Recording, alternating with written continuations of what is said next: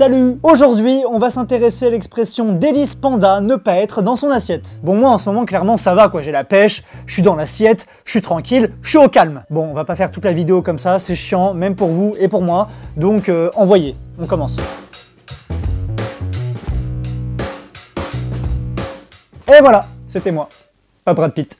Désolé. Bon, ne pas être dans son assiette signifie ne pas avoir la forme ou ne pas être dans son état normal. Alors déjà, remettons les choses dans le contexte. L'assiette, comme on la connaît aujourd'hui, n'est entrée dans nos habitudes qu'après le XVIe siècle. Avant, on mangeait tout simplement avec nos doigts comme des gros porcs. Sauf pour les riches qui, à partir de Louis XIII, ont commencé à manger avec des fourchettes. Oh, la chance des mecs quand même. Et pour bien tout comprendre, il faut aussi revenir aux origines du mot assiette. Ah, si j'avais su qu'avec cette chaîne, je chercherais les origines du mot assiette, j'y aurais jamais cru, c'est...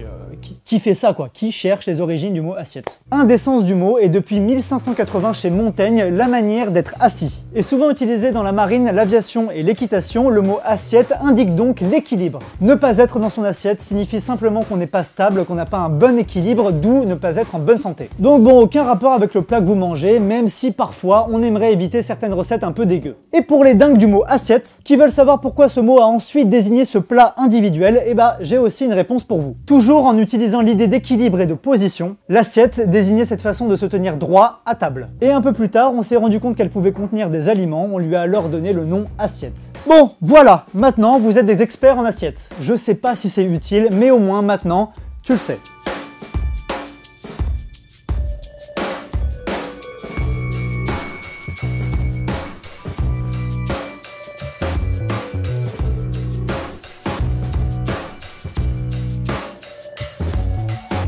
Bon, écoutez, messieurs, dames, non, tout va bien, ça se voit, j'ai une vie géniale. Vous trouvez que je suis bizarre, là?